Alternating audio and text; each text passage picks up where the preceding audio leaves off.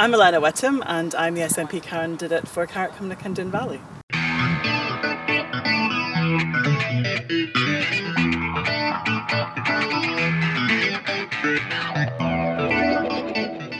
Now, I've always wondered about the serendipity, the luck of life. I set my goals and make my dreams, but actually the tail wags the dog a lot of the time. And if we hadn't had serendipity, you wouldn't be here today, would you? You'd be possibly standing for the election in Canada and being part of Mr. Trudeau's government, maybe.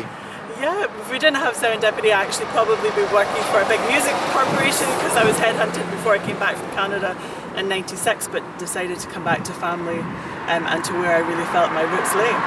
And so you lived in Canada for quite a while? Yeah, I lived in Canada from the age of 6 until I was 22.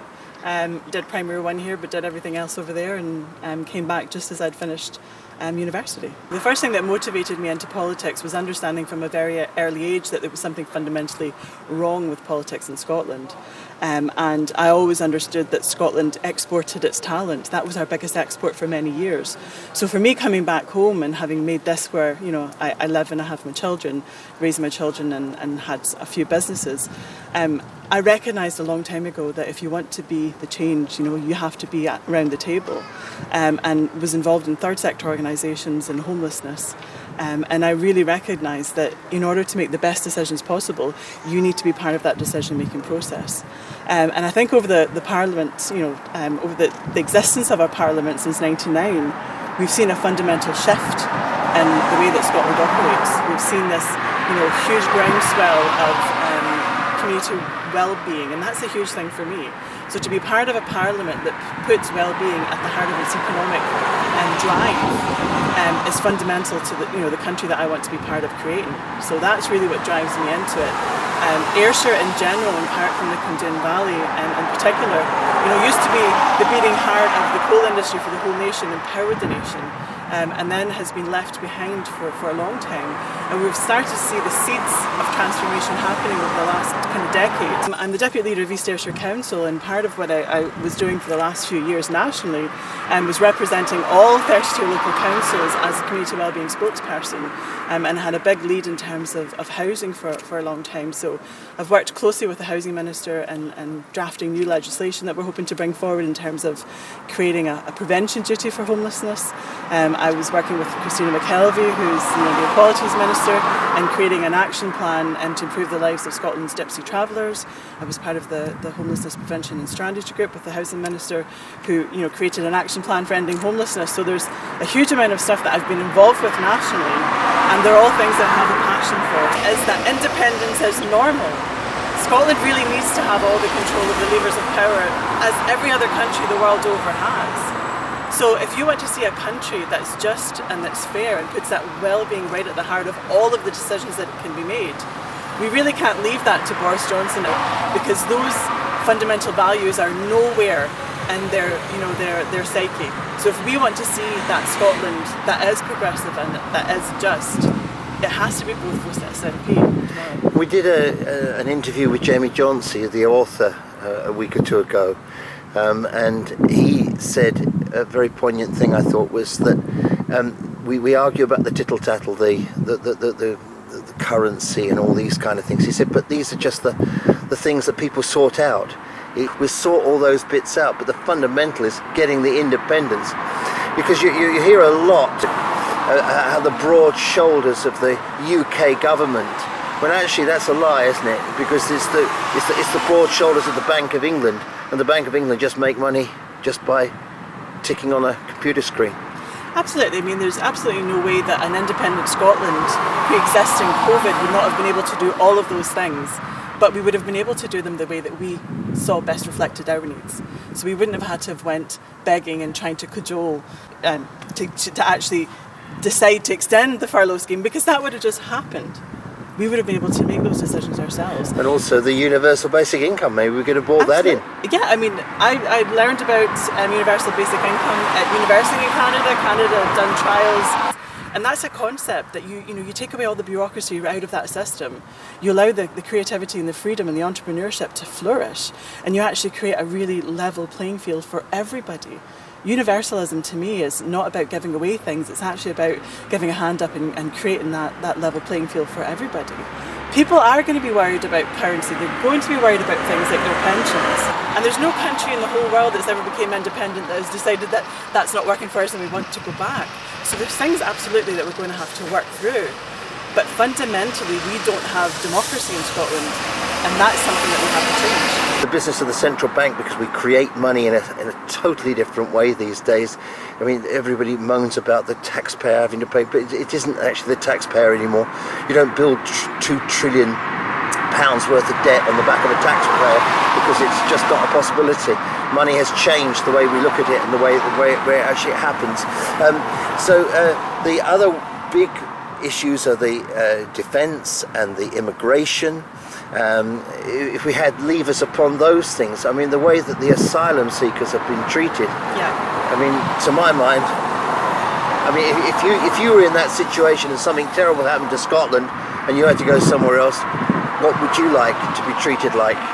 Absolutely. I mean, I have that, I was an economic migrant. So we went to Canada when I was 6 because there was no economic opportunities here for my father. And at that point, we chose to go to Canada because they were looking for metallurgist engineers. So they took that decision at 23 and 22. My mum was to up sticks and go. And we didn't know what was going to face us on the other side. Luckily, we were welcomed. But it's not. For me, there's not a huge fundamental difference between what happened to me when I was 6 and choosing to be that economic migrant. I wasn't. For me, as part of my community wellbeing role, I had discussions with the migration advisory group that were set up to look at who gets to come into to the UK. And if you look at the lists that they created, that doesn't really reflect the needs that we have in Scotland. So, even prior to independence, I've always been advocating for the devolution of immigration powers to Scotland, especially in light of Brexit, because we've actually put a huge stumbling block in terms of some of the areas where we need migration. We need it for our birth rate, number one, but we also need it because we've got shortages in certain occupations. And a lot of those occupations won't hit that threshold that Westminster is creating. So that's going to lead for a lot of problems for us going forward with an ageing population that we need to look after. We need those talented people to come in from the EU and from the rest of the world to help us do that. And I don't think that we should exclude anybody in terms of the economic output that they could have. What about the social capital they could bring? The Brexit people in England have now created a border in the Irish Sea, and of course that's upset a lot of the unionist people in Northern Ireland, so the troubles have kicked off again. And there's a discussion, if we were to become independent again after all these 300 years not, what would be the situation between Berwick-on-Tweed and Carlisle? Well, we've put another border. Borders crop up all over the place all the time for various different reasons. There might be a war, there might be some sort of conflict, it might be a barrier that we put up because of the COVID, but we learn how to make these things work. So opportunity is what it could produce. I think the thing that we have to recognise is whatever that border becomes, I think if it's going to become some type of really hard border, that's going to be something that's going to be driven down by Westminster. I think that the First Minister has made it very clear that going forward, that border's got to try and work for everybody. For me, a border is something, as you rightly point out, they crop up, they disappear, they change as time goes on. I am, really concerned about what we're seeing happening over in Northern Ireland. That kind of reigniting of the violence that we've been seeing recently.